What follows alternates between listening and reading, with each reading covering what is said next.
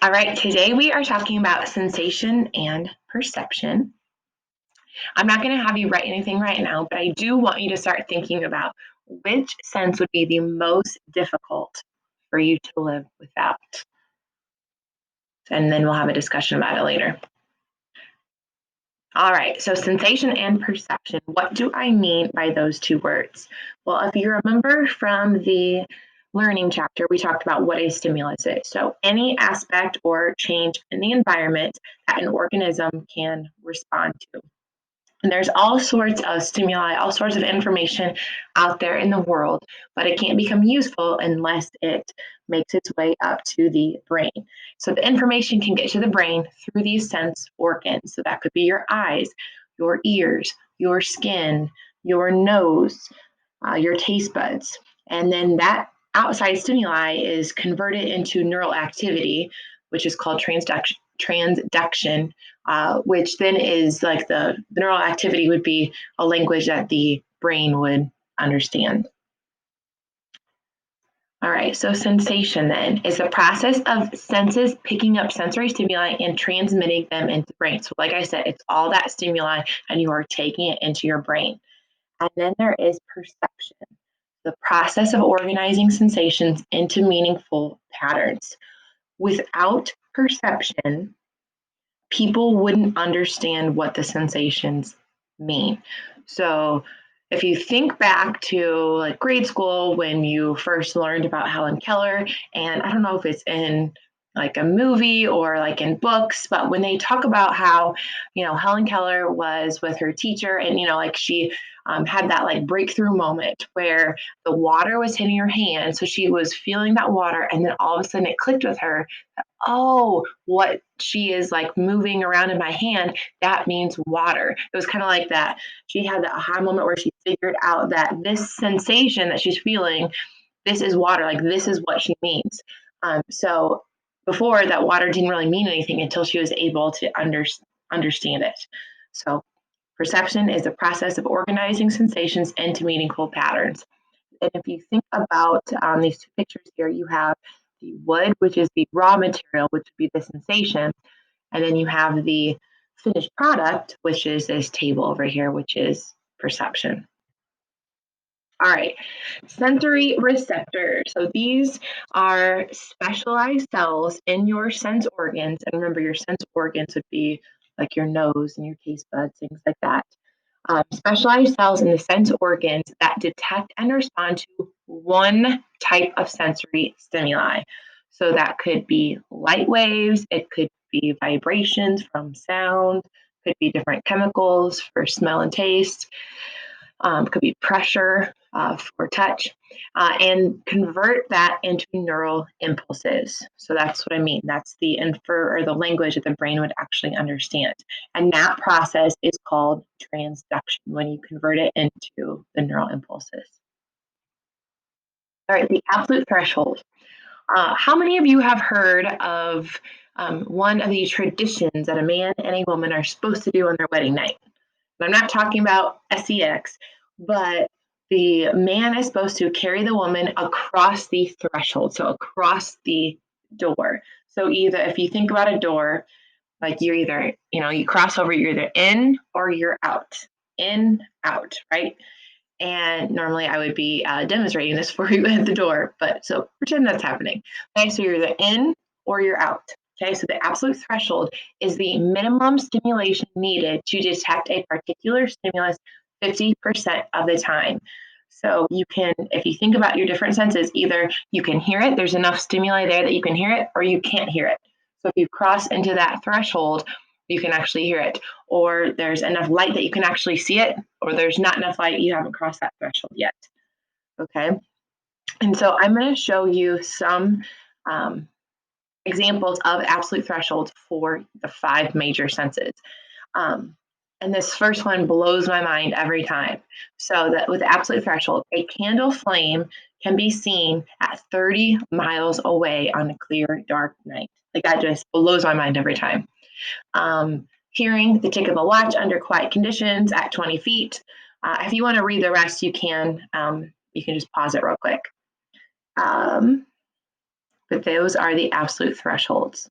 That's the minimum amount of stimulus needed in order to detect that there is some kind of stimulus present. And one way that they would like conduct an experiment to determine whether or not maybe you can see something is maybe you're sitting in a dark room and they ask you to stare at the wall, and they're going to gradually like increase like a little bit of like a maybe a little dot on the wall. So it's going to get brighter and brighter and brighter until you finally say, "Oh, I can see it." And then they could also do the opposite, where like you can see the dot, and they keep making it dimmer and dimmer until you finally say you can't see it. So they're trying to determine the sensory threshold. All right. So then let's go ahead and assume that we've crossed the absolute threshold with hearing. So, you're listening to music on your phone. So you've crossed the absolute threshold. So now you want to actually turn the volume up or you want to turn it down. So, what is the minimum amount of difference needed in order to be able to tell that the volume is going up or the volume is going down? So that's the idea of the difference threshold. So measure of the smallest change in a physical stimulus that is required to produce the just noticeable difference. And the just noticeable difference is that smallest change in the sensation that a person is able to detect 50% of the time. Another example of this is if you go to the eye doctor, which I'm sure many of you have done this before, and they're checking your eyesight, and they'll ask you, okay, can you see the letters better with one or two? One or two. So that difference between the two is that just noticeable difference, because sometimes you can barely tell a difference. All right. So looking at those two pictures, which one is real? I have to look at my cheat sheet because I can never remember which one is real. So in this case, the one on the right is real. And I would not have expected any of you to know that because, like I said, I had to check it out. But for someone who is trying to sell knockoffs of like name brand products, they're going to want to figure out how much cheaper can I make this product without someone noticing? Because then they can still charge, an outrageous amount for something, even though it's cheaper. So they're trying to stay within that just noticeable difference. All right, Weber's law. This is a little bit confusing, but so Weber's law says that in order for any change in a stimulus to be detected depends on a proportion or percentage, underline that. Okay, it depends on a proportion or percentage of change in a stimulus rather than on a fixed amount of change. So let's pretend that you are upstairs in the weight room. Let's say Cole's upstairs in the weight room. He is lifting 100 pounds, and Caleb sneaks a 1 pound weight onto him as he's bench pressing. Would Cole notice that? Well, according to Weber's law, which down here, which you can see some of the different examples here, weight is 2%. So he wouldn't have crossed into that like just noticeable difference there because 1 pound of 100 is only 1%. So he hadn't crossed into that 2% range. However, if Cole was benching 5 pounds, which I realize that be really pathetic. And now someone sneaks a 1 pound weight on there, Cole would notice because 1 pound is 20% of 5 pounds. So Cole would notice. All right. So even though it is the same amount, 1 pound in both cases, he wouldn't notice with the 100 pounds. He would only notice with the 5 pounds. And so here you can see some different percentages for some different senses. And this, like it says down here, this applies to people with average sensitivity. So there might be some people who would notice if there was 1 pound added to the 100 pounds, or some people who are wine tasters, or maybe they test perfumes, things like that, that they have really like strong noses. They can identify really slight changes. So for some people, they're not going to fit that. So this is just for people with average sensitivities. Another example for Weber's law, which I can totally relate to, which is so frustrating. The question is, would you notice if you had to pay 25 cents more for the following? A soda. So if you are used to going into the teacher's lounge and getting a can of Coca-Cola Classic for 50 cents and they up the price to 75 cents, you are going to be so upset. Yes, that is happening. That happened like last year. So now I don't drink nearly as much, which I guess is a good thing. But anyways, that was super annoying, right? First world problems. Anyways, however, would you notice if you had to pay 25 more cents for a television that's $500? Probably not, because it's such a slight change, you would hardly even notice that. So that's another example for Weber's law. All right. How many of you right now can feel your desk or the chair that you're sitting in? Right? Before I asked that, most of you probably would say no. Maybe you had just squirmed and you did, but for most of you probably didn't feel your desk. You felt it when you sat down, or maybe all of a sudden you get uncomfortable, you might feel it then, but after a while, because it's a constant stimulation or it's unchanging, you don't even notice anymore. Or like the pants that you put on, like you felt it when you first put them on, but then after a while, you don't feel it anymore because of the constant stimulation. So we are more sensitive to increases and decreases rather than ongoing, unchanging stimulation. Another really good example would be getting into somebody's car who is a smoker, that you would probably immediately notice that smoky smell in their car, whereas they don't even notice it anymore. And maybe after a while, you wouldn't notice it as much. However, if it's like a really strong stimulus, like a really foul odor, or maybe like a high pitched beeping noise, something like that, you might not. I mean, like you might always like notice that it's there. All right, selective attention. We've talked about this before, like with the cocktail party effect as well. Focusing of conscious awareness on a particular stimulus. So if you remember, if you're sitting in the cafeteria having a conversation with someone, even though there's a ton of other conversations happening, lots of other loud noises all around you, you could still focus in on the person you're having conversation with because you are choosing to listen to them or choosing to give them attention.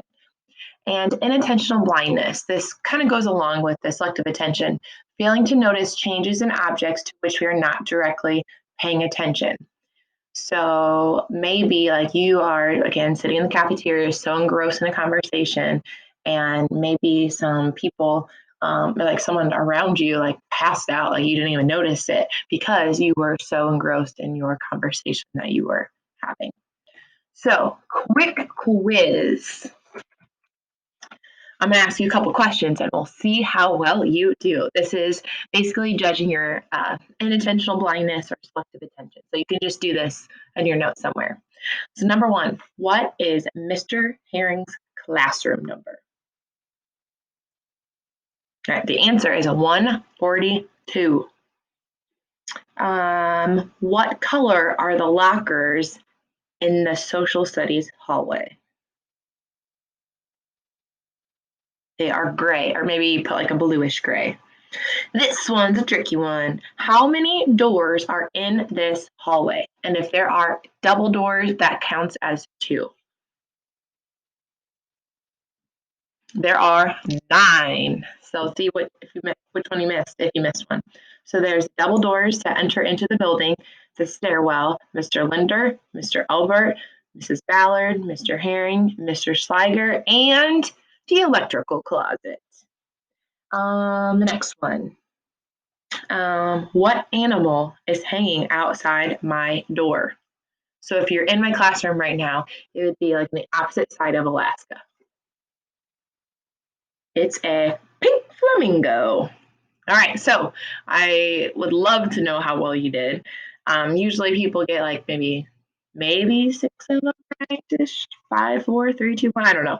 Anyways, so that's an example of unintentional blindness. You have walked past Mr. Herring's door probably every single day that you've been at school, for psych.